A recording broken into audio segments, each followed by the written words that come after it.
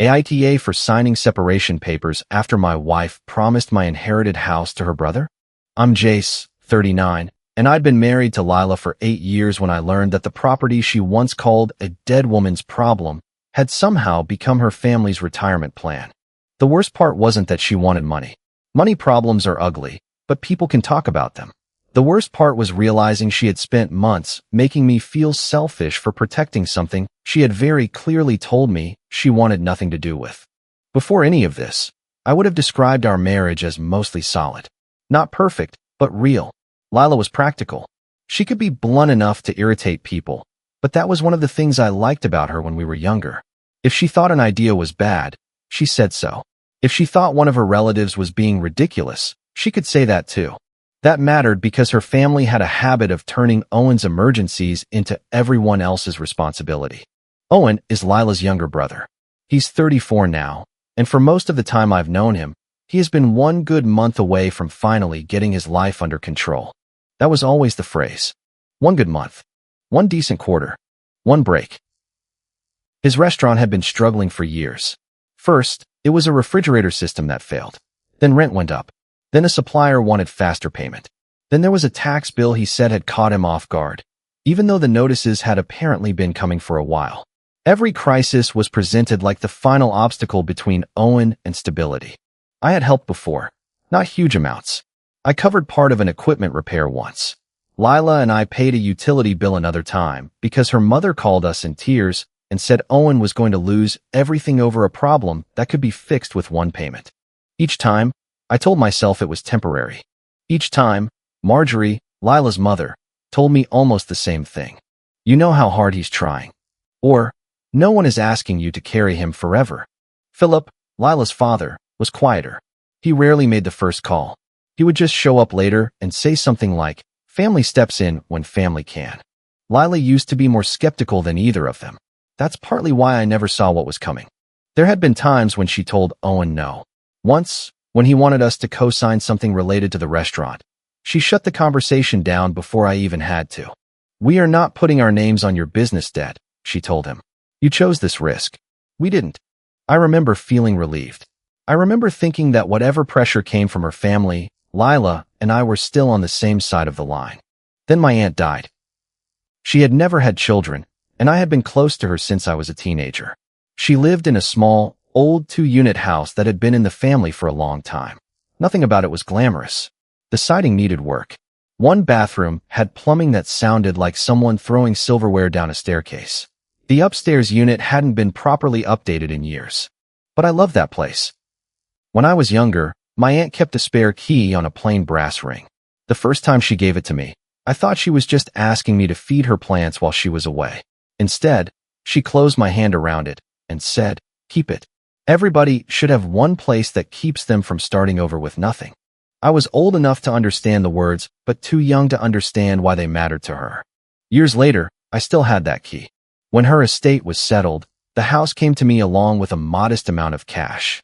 I expected paperwork, maintenance, and probably some expensive repairs. I did not expect it to become the central argument of my marriage. Lila's first reaction was almost annoyance. We were standing in our kitchen when I told her the transfer was finally moving forward. She looked at me over her coffee and asked how bad the house was. "Manageable," I said. "It needs plumbing work, electrical updates in the back unit, probably some exterior repairs." She made a face. "So she left you chores. She left me her house. She left you expenses." I told her there was some estate money I could use for the immediate repairs and that I wasn't planning on using our joint account. That should have ended the discussion. Instead, she laughed under her breath and said, "Good, because I am not paying for dead woman debt." I didn't like the phrase. She could tell. "What?" she said. "I'm not insulting your aunt. I'm saying the house is going to eat money." "Then don't put money into it." "I won't." A few days later, I texted her because I was trying to keep the finances clean. I said I was opening a separate account for estate-related income and expenses and asked her to confirm that she didn't want any joint funds used unless we discussed it first. Her reply was immediate. "Do not put my name near that place. I want zero responsibility for it." I saved the message, mostly because that was how I kept track of financial decisions. At the time, it didn't feel important. It felt like two married adults agreeing not to mix a complicated inherited property in a household money. Lila repeated the same position more than once. When an insurance renewal question came up, she told me to handle it. When I mentioned getting bids for the plumbing, she said she didn't want contractor calls. When one contractor asked whether my spouse needed to be included on anything, Lila told me, absolutely not. So I handled it. I used the remaining estate funds for the first round of repairs and paid the rest from an account that was not our joint household account. I kept receipts because the house had 2 units and I expected to rent one of them eventually. I kept contractor emails because old houses have a way of bringing up questions 6 months after you think a job is finished. There was nothing secret about any of it. Lila knew what I was doing. She just wanted no involvement. Tara, my cousin, helped me clear out some of my aunt's things. She's 42 and had spent almost as much time in that house growing up as I had. One afternoon, we found an old jar full of spare keys, dead batteries, and coins in a kitchen drawer. Tara held up one key and asked if I still had the one our aunt gave me years ago. I said I did. Then don't lose it, she said. She was weirdly serious about that key. I know. At home that night, Lila made another joke about the house. Nothing vicious, just another comment about how I had inherited a part-time job. I did something I still remember because of how small it was. I took the brass key off my regular key ring and put it in the back of my desk drawer. I didn't want to argue with my wife about why an old key mattered to me. For several months, the house was exactly what Lila predicted, work. I spent Saturdays meeting contractors. I replaced damaged pipes, fixed water intrusion, updated some wiring, and repaired the second unit enough that it could be safely occupied again. I didn't turn the place into a luxury property. I was trying to make it stable and functional. During that period, Lila barely asked about it. Then I got an appraisal. I had expected the number to improve after the repairs. What I didn't expect was how much the surrounding area had changed. The property had 2 legal units. The lot was more valuable than I realized, and comparable sales had moved sharply upward. The appraised value came in higher than the value of the home Lila and I owned together. I read the number twice. I didn't immediately think, great, I'm rich. I thought, I should probably make sure the insurance is right. When I told Lila, she went quiet for a second. Then she asked, so what is it worth now? I told her. Her entire expression changed. Not dramatically. That's what bothered me later. She didn't suddenly become cartoonishly excited. She became attentive. How certain is that? It's an appraisal, not a cash offer. But that's what they think it would sell for. Roughly. And both units are part of that. Yes. She nodded and went back to eating. 2 days later, she asked whether I had received the written appraisal yet. The next week, she asked whether the repairs had increased the tax value. A few days after that, she asked what it would cost to sell. I reminded her she had spent months telling me the house was a burden. I was wrong, she said. Am I not allowed to update my opinion? Of course she was. The problem was that her updated opinion didn't stay between us. Marjorie called the house, your second property, the first time we saw her after the appraisal. That phrase caught my attention because before then, she had always called it your aunt's old place. At a dinner a couple of weeks later, Owen talked about his restaurant for most of the evening. He was behind with 2 vendors, trying to renegotiate a lease arrangement, and looking for a way to keep enough cash moving to get through another quarter. I'm not asking anyone to save me, he said, which usually meant he was about to explain why someone should save him. Marjorie looked at me. No one is asking you to give up anything, she said softly. We're asking you to care. I set my fork down. What exactly are you asking? She glanced at Lila before answering. There is a property sitting there with more value than anyone expected. Owen has a business that could survive if he got breathing room. Sometimes things come into a family for a reason. I said, the house isn't being sold. Owen looked embarrassed and irritated at the same time. I just need one break, Jace. I've heard that before. Lila kicked me lightly under the table. Marjorie's mouth tightened. A blessing does not have to be wasted to remain meaningful. A blessing does not mean everyone gets to spend it.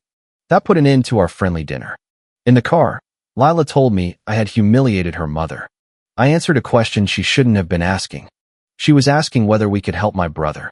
She was asking whether I would sell inherited property to fund his restaurant. You always say marriage is a partnership. It is. Then why is everything suddenly yours when it matters? That was the first time she framed the house that way. I reminded her that when it needed money, she had specifically wanted it kept separate. That was before we knew what it was worth. I stared at her. She heard it too. I know she did, because she immediately changed course. I mean, before we knew it could actually help people. You called it debt when it needed work. Now it's family money because it's worth something. That is not what I said. It is exactly what you said. For the next few weeks, almost every conversation came back to the same word. Partnership. If I didn't want to sell, I was rejecting partnership. If I wouldn't borrow against it, I was rejecting partnership. If I said Owen's restaurant had no claim on my aunt's house, I apparently didn't view Lila's family as my real family. I started noticing smaller things too. Lila suddenly wanted to be copied on contractor emails, so we both know what's happening. She asked for a copy of the appraisal. She asked who handled the insurance. She asked whether rental income would be deposited into the same account I had used for repairs. None of those questions was strange by itself. Taken together, after months of disinterest, they felt like someone turning on every light in a room she had refused to enter. Then I got the plumbing invoice. It was for a minor follow-up repair, not a big job. But the invoice had both my name and Lila's name at the top. I called the plumber's office and said there was a mistake. The woman I spoke with checked the account and said the billing contact had been updated a few weeks earlier. By who? I asked. She read Lila's email address back to me. That sent me to our joint account. Buried between normal household charges was a small payment to the same plumbing company. Just over $300. I hadn't made it. The plumbing work was supposed to be paid from the separate property account, and I had already paid the original balance from there. The joint payment was for a small supplemental charge that had been sent after the first invoice. I asked Lila about it that night. She barely looked up from her phone. I paid a bill. I didn't think I needed permission. You paid a bill for a property you told me not to put your name near. I was trying to help. Why did you change the billing name? For convenience. Whose convenience? That was when she put the phone down. You're acting like I'm stealing from you. I'm asking why you put your name on an invoice for a property you wanted financially separate. Her eyes filled, and for a moment I almost backed off. That was my old reflex. If a money argument got emotionally ugly, I wanted to calm it down before it became something bigger. Instead, I waited. She wiped at one eye and said, "Do you hear yourself? I make one payment, and suddenly I'm some kind of gold digger. I did not call you that. You didn't have to." She left the room. The next morning, she acted as if the argument had been about my tone. I transferred the money for that plumbing payment back into the joint account from the separate property account and kept the records showing both transactions. I still didn't know exactly what Lila was doing. Then Owen slipped. He called me one afternoon about something unrelated. Near the end, he started talking about the restaurant again and said he had convinced one supplier to hold off because there's a capital solution coming. I said, "From where?" He hesitated. Then he said, "When Lila gets her half, we can structure it in a way that doesn't wipe everything out at once." I didn't answer immediately. He started talking fast. "I mean, if you guys decide to do something with the house. That's all." She said you were discussing options. "We are not discussing your restaurant getting half of my aunt's house." "Jace, don't make it sound like that." "How should I make it sound? I'm trying to rebuild." "With money you think Lila is getting from me?" He got angry then, partly because he was embarrassed.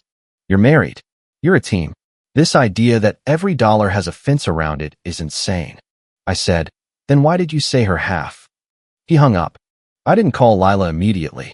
That decision is one of the reasons some people later said I was too cold. I understand the criticism.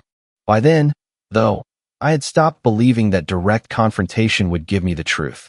Every question became an argument about my tone, my trust, or my commitment to family. I wanted to know what had already been done before I announced that I knew anything. A week later, Lila put separation papers on the dining table. No screaming, no suitcase, no dramatic scene, just papers. I came home and found her sitting across from them with her hands folded. "What is this?" I asked. "You can read." "I can.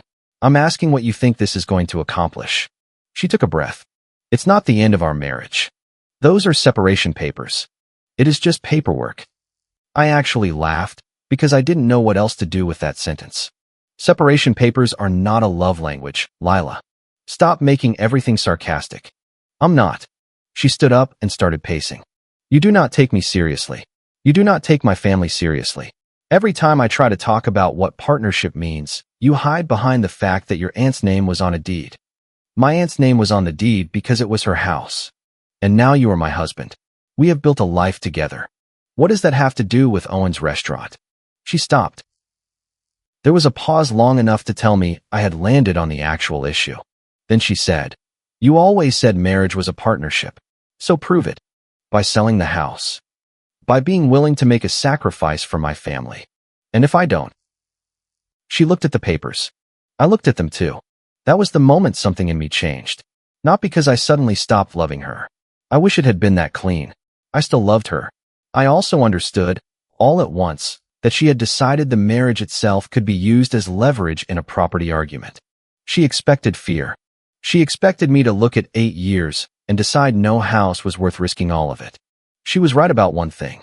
The house wasn't worth my marriage. But neither was Owen's restaurant. I didn't sign anything that night. I took copies, read everything carefully, and got advice about what the papers actually meant before I responded. I reviewed our joint finances, the house records, the estate records, the contractor emails, and the insurance documents. The more I looked, the less accidental the small things seemed. The plumbing payment had been initiated from Lila's login.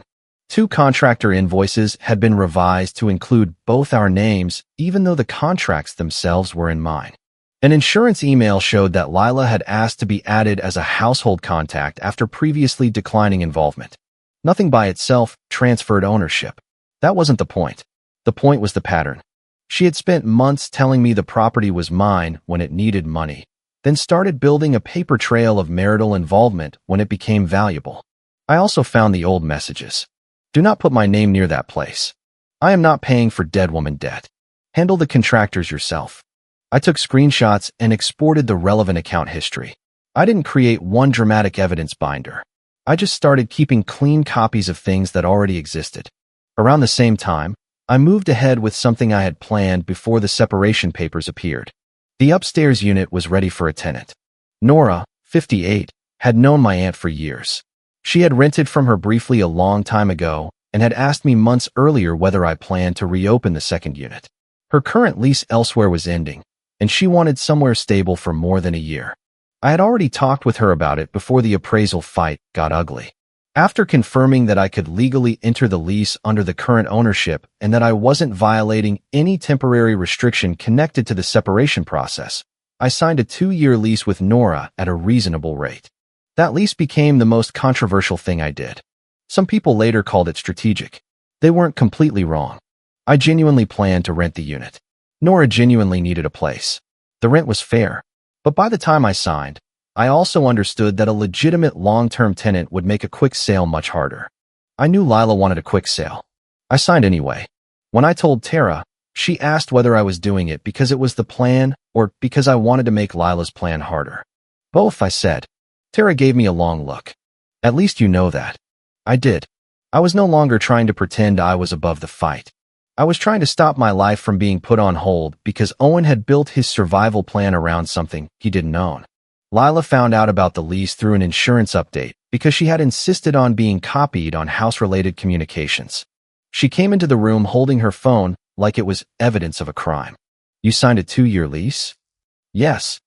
Without talking to me. You told me you wanted zero responsibility for the property. That was before we were discussing our financial future. We are not discussing our financial future. You gave me separation papers. Her face went red. Do you understand what you just did? I rented an empty unit. You made the property harder to sell. That is not why Nora lives there. But you knew. Yes. That answer made her angrier than any denial would have. You are trying to destroy Owen. No. I am not freezing my life because your brother built his plan on my property. He is waiting on that money. There it was. I said, what money? She stopped talking. I waited. She recovered quickly. You know exactly what I mean. No. I know he thinks you are getting a share of this house. I want to know why. She stared at me, then said, I'm done with this conversation. She walked out. 2 days later, a contractor accidentally gave me the piece I had been missing. I had asked why his office had changed the invoice format. He forwarded the earlier email chain so I could see when the request came in. Lila had been added to that chain because she had asked to be copied on everything. About 6 weeks after the appraisal, she had emailed the contractor directly. Please list both spouses on future invoices where possible. I am documenting household contribution to the property and need the records to reflect who is involved. The contractor had replied that he could add a billing contact, but could not change who had signed the original work authorization. Lila then asked whether a payment from a joint account would show as marital contribution. He responded that he was not qualified to answer legal questions and told her to speak to a professional. That was it. No secret confession. No message saying I am stealing Jace's house. Just my wife, who once told me not to put her name near the property, asking a contractor how to document marital contribution after learning what the place was worth. I sat at my desk with the email open for a long time. That hurt more than the separation papers. The papers could still be explained as panic, anger, or a reckless attempt to force a conversation. The email was planning. When I asked Lila about it, she said she was just trying to protect herself. From what? I asked. From being shut out of a major asset while you act like we are financially separate people. You wanted to be financially separate from this asset before you put years of marriage around it. The house was inherited during the marriage. You knew that from the beginning. And I also know you would leave me with nothing from it if you could. That still doesn't explain promising Owen money. She folded her arms. I did not promise him anything.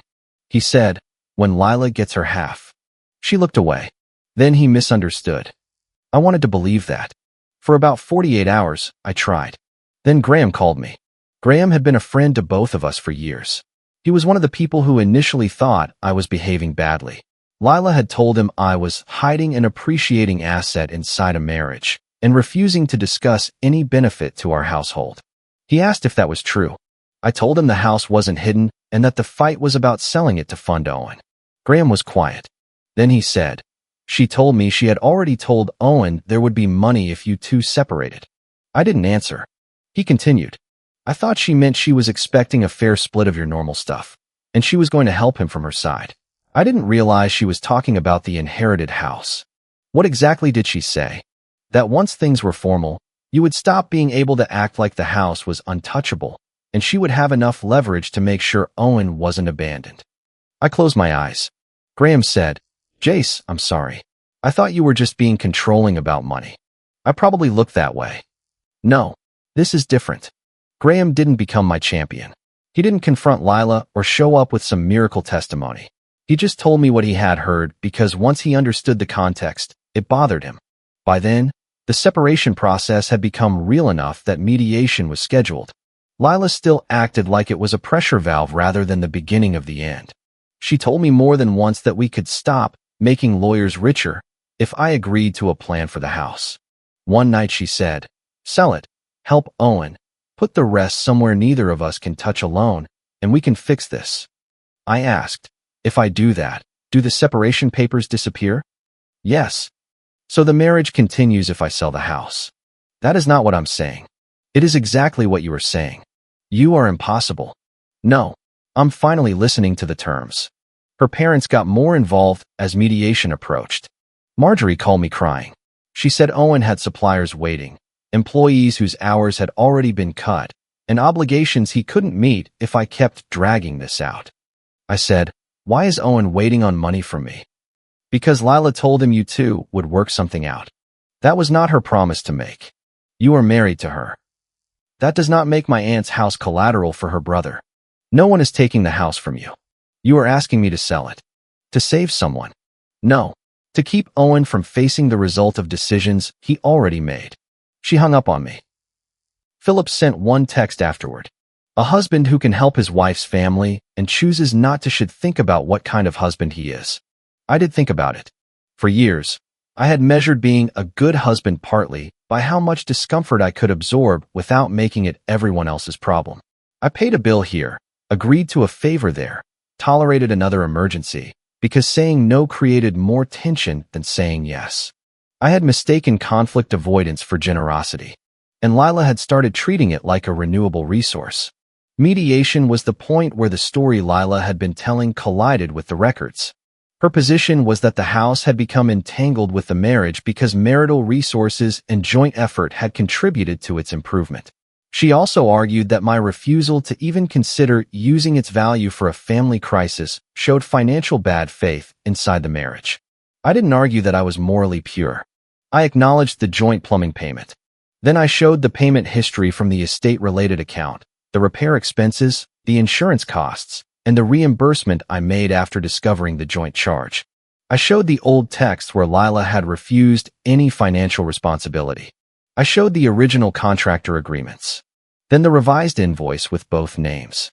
Then the email where she asked the contractor to list both spouses and asked whether a joint payment could demonstrate marital contribution. Lila's explanation was that she had panicked because I was becoming possessive about money. I was trying to protect myself, she said. I asked, from a property you said you wanted no responsibility for? People are allowed to change their minds.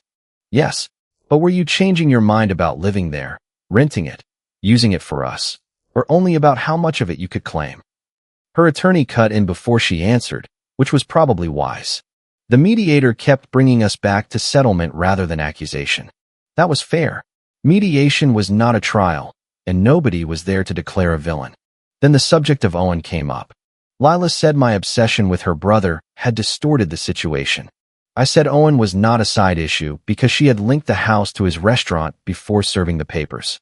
She denied promising him a specific amount. I repeated what Owen had told me, when Lila gets her half. She said he had misunderstood. Then I asked the question that changed the tone in the room. Why did he use that promise to negotiate more time with creditors? Lila looked at me. Her attorney looked at her. The mediator asked what I meant. I explained the call from Owen, the capital solution, and the supplier who had agreed to wait.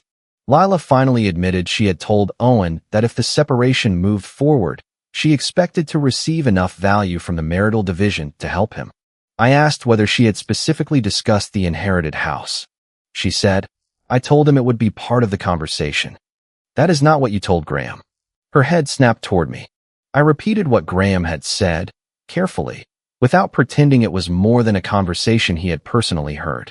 Lila's face changed. For the first time since the papers appeared, she stopped arguing that the whole thing was just about protecting herself. She said, my brother was going to lose everything. I said, so you promised him something you didn't own. I thought we would work it out. You thought I would give in.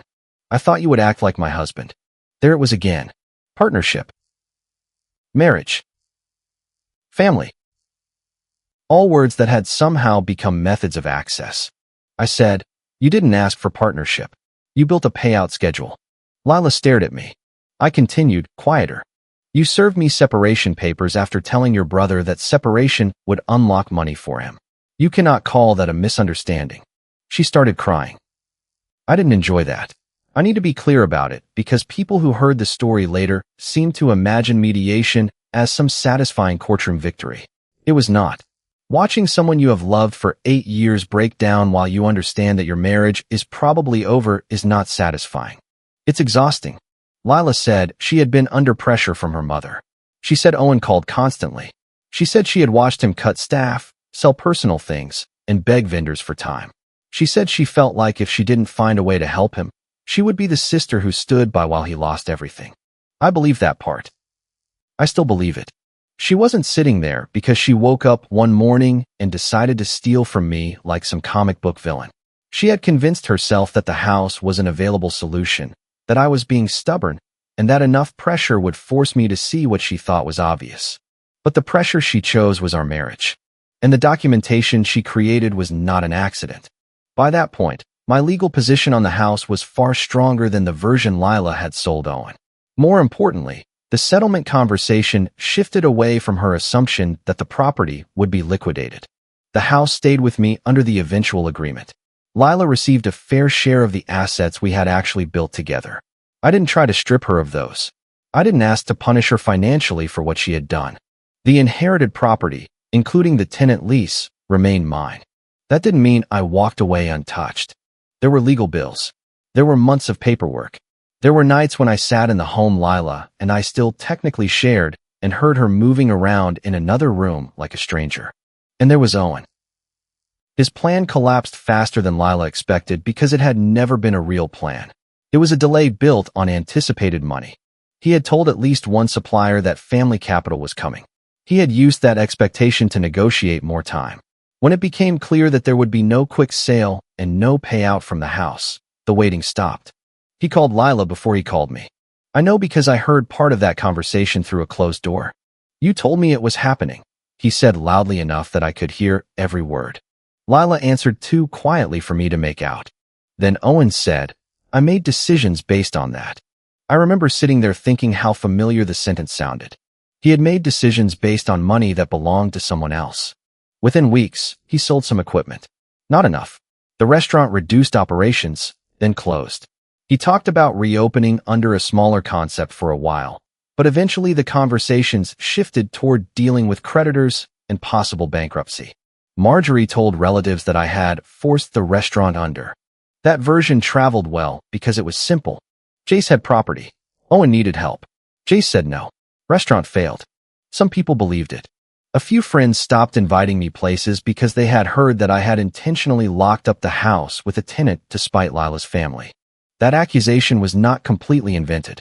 The lease did make a fast sale harder, and I knew it would. I could have delayed Nora. I could have left the unit empty while the separation played out. I did not. Graham once asked me if I would still sign that lease knowing how badly everything ended. I told him yes. He said, "Even if it pushed things over the edge?" I said, "The papers were already on the table." That's not exactly an answer. He was right. The truth is that by then I was tired of every ordinary decision being held hostage by Owen's emergency. Nora needed housing. The unit was ready. I had planned to rent it.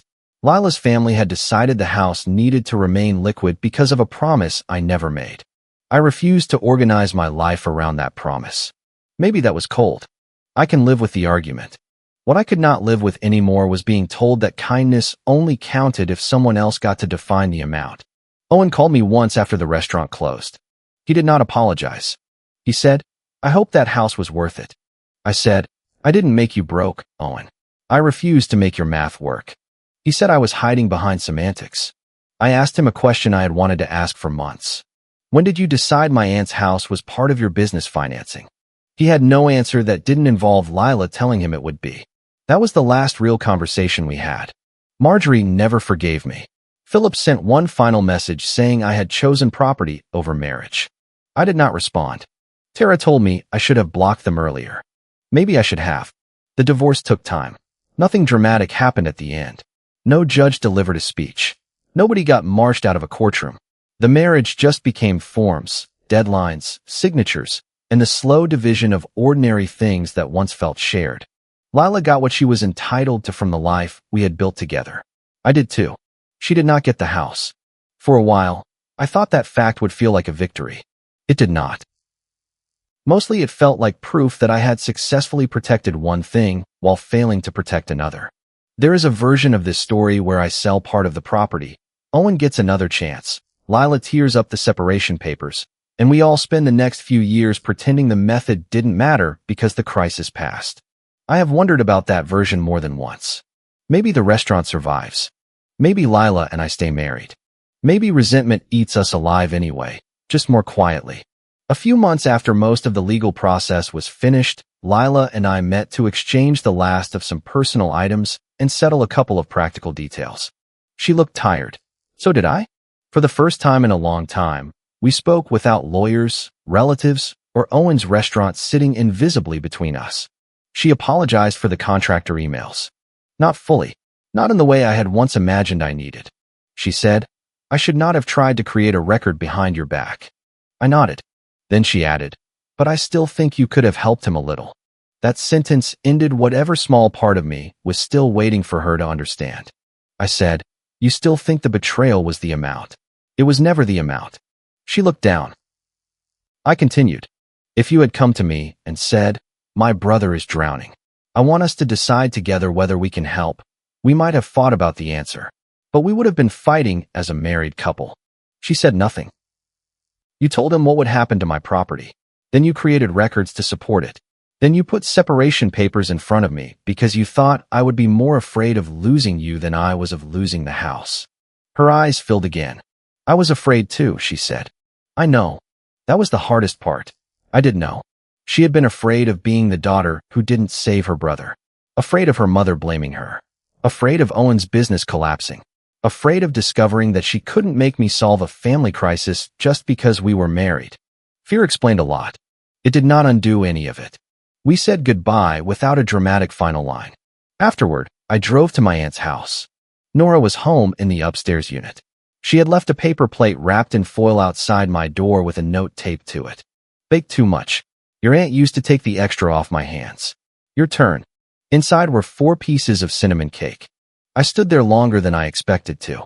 The house looked different from the one I inherited. The pipes no longer screamed. The upstairs lights worked. The porch didn't sag. Nora had put 2 plants in the window, and someone had finally replaced the ugly plastic numbers by the front door.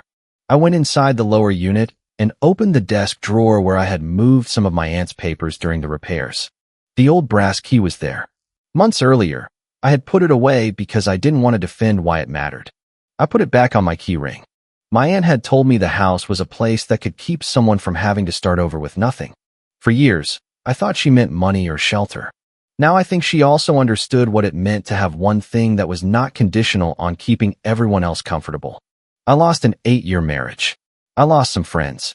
I spent money I would have preferred not to spend on a legal process I never wanted.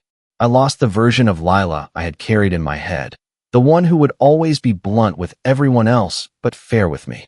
She lost things too. I don't pretend otherwise. Owen's restaurant is gone. His relationship with Lila was damaged for a while because he blamed her for promising money she couldn't deliver. Marjorie still treats me like I sabotaged her son. Philip apparently tells people I cared more about a building than a family. They can believe that. The building was never the whole point. The point was that I had spent years thinking being a good husband meant absorbing pressure quietly enough that nobody had to call it pressure. The first time I stopped, everyone who benefited from that version of me called it cruelty. Nora is still renting the upstairs unit. I still own the house. I'm not planning to sell it. Sometimes I unlock the front door with the newer key because it works more smoothly. But the old brass one is still on the ring beside it. I keep it there now. If you like the stories, don't forget to leave a comment and support the channel by subscribing. See you in the upcoming stories.